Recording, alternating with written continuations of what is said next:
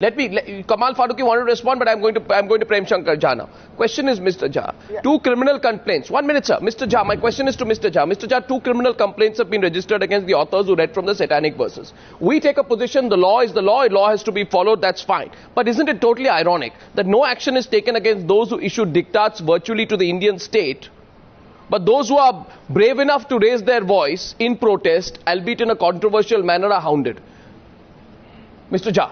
I think it's outrageous. I think it's absolutely outrageous. There are many examples of the police behaving like this. Time is too short to go into them. I feel that there is just cowardice and narrow-mindedness of the worst kind all around. Let us start by saying conceding one thing. Jaipur has been a rather troubled city. A lot of children were poisoned in a communal incident about a decade or more ago in that city. That is a city which saw a series of bombings only 2 or 3 years back, for which the wrong community was blamed, which made things even worse. Yes. Now, the point is, if in that situation, I find it hard to believe that the organizers of the festival did not realize that there would be a political shall we say, motive of political something read into inviting Salman there, but he's been here. Just finish. Give me one more minute. Let him complete. Let him complete. Yes, he was there exactly. Yeah, I'm coming to that. That brings it to that other question of propagation and advertisement, which I don't want to go into just now. Yes, if you did that quietly, it would be absolutely fine. The other thing is, on the other hand, look at the behavior of the government. I mean, whether it is whether the BJP is in power or the Congress is in power, it makes no difference. It's not the Muslims and the Hindus who are fanatics. There are about 0.1% That's so true. of people who organize themselves, and we bow to them every single time. Hindu fanatics burnt the Bhandarkar library in Pune. They destroyed Hussein's paintings. They banished the most noblest artist we've ever had and forced him to die abroad.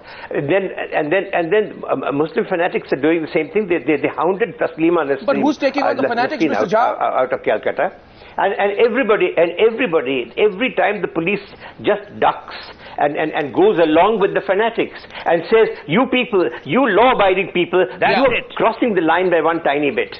That's a point very strongly made. That's a point very strongly made. And I am tempted right now to read from the quote that came in the Times of India today, which I find extremely relevant. It's a quote of Alfred Griswold where he says, books won't stay banned, books won't burn, ideas won't go to jail. In the long run of history, the censor and the inquisitor have always lost. The only weapon against bad ideas is better ideas. Mr. Taslim Ahmad Rahmani, President of the Muslim Political Council of India, do you think all these people protesting Salman Rushdie have gone just a bit too far now?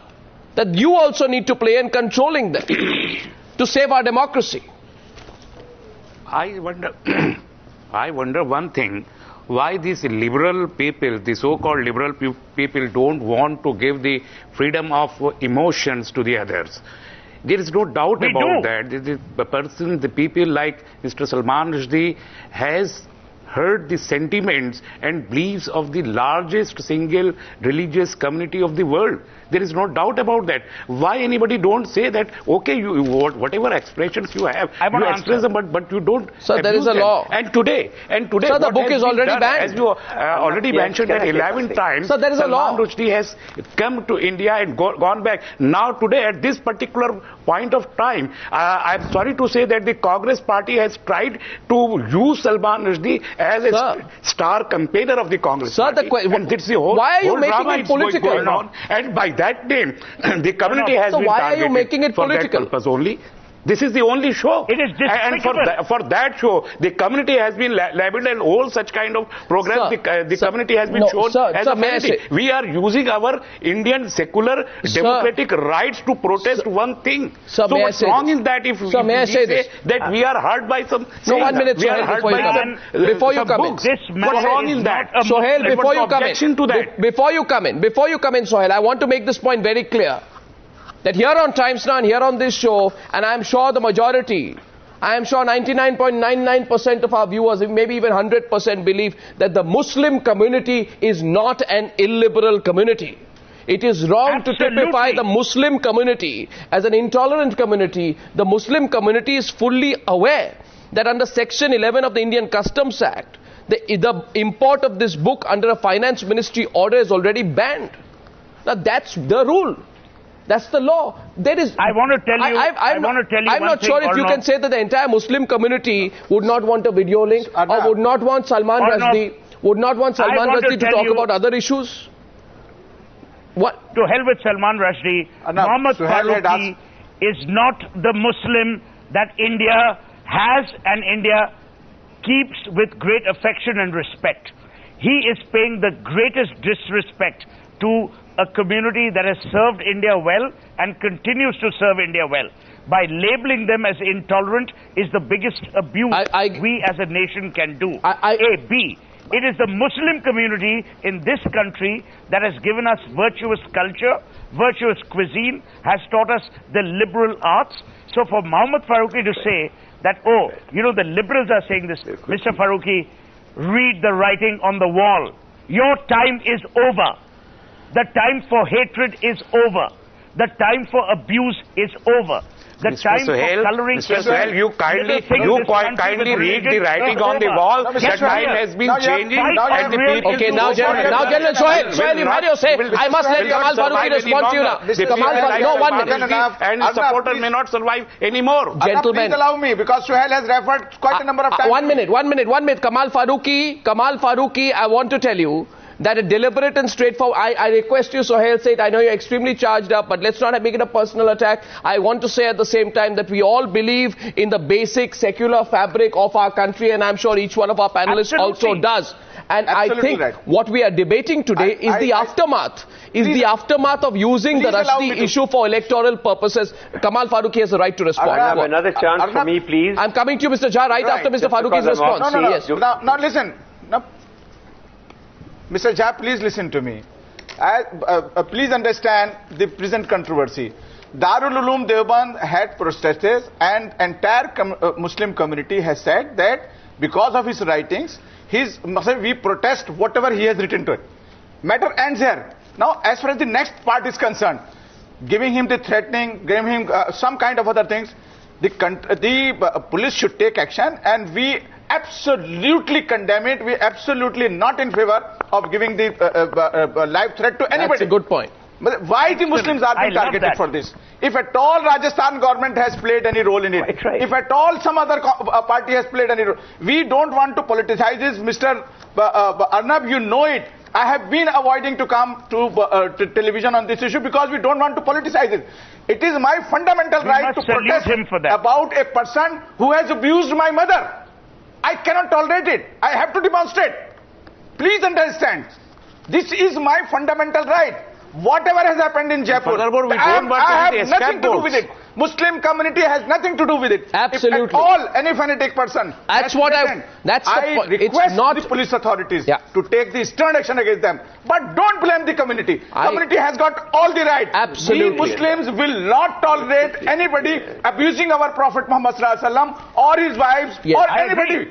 But it is, and this is not for us also. We have said the same thing for Gita. We will not allow Gita to be banned in any other country. Today somebody writes. Religious country. Please understand this. 1 minute. I first want to say this, that Mr. Farooqi and to you also, Dr. Tasleem, I think that point is something that everyone will share. This is not a Hindu-Muslim issue. It is not a religious issue. Absolutely. It is not an issue of religion alone. We condemn the people who politicize these kind of things. This is not a political issue.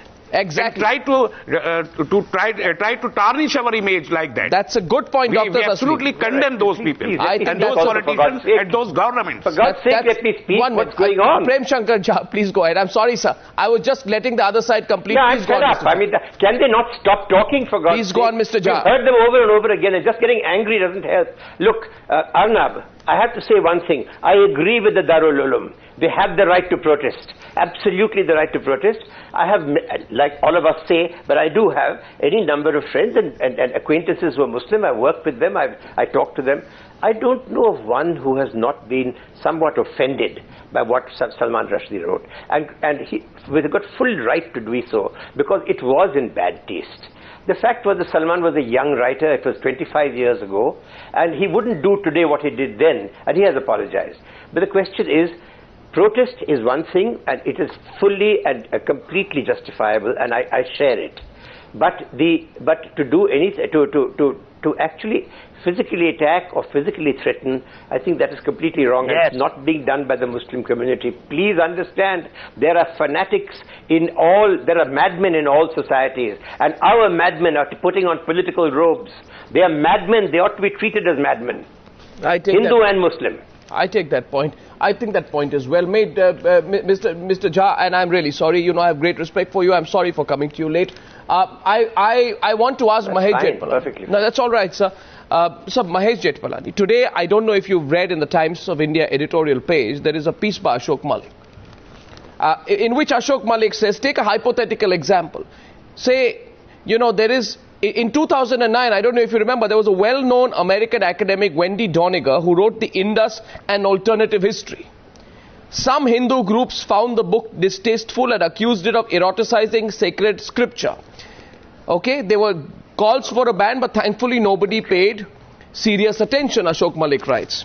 Now, he says, consider a situation in the 2013 Jaipur Literary Festival, that Doniger is invited. Extremist Hindu groups start protesting. Somebody says, we will throw shoes at Doniger. Somebody says, if Doniger comes, we will pay 1 lakh rupees if a shoe hits its aim. And Ashok Gehlot panics. And then he says there's law and order concerns, and Doniger does not come. Now, you can't disregard the situation, Mr. Jetpalani. What's your take on it, given the backdrop of the sort of Hindu extremist group also in the past? Arnab, you know, while you keep declaiming the fact that this is not a Hindu-Muslim issue, and you keep declaiming the fact that we shouldn't politicize it, you've done precisely that on this channel. I mean, you've called me as a BJP leader and read out a charge sheet to me about what the BJP and the Sangh Parivar has done in the past. And again, you are saying the same thing. I've asked you. Now, let me tell you this. Are you trying to avoid the question? No, are you trying to avoid the question?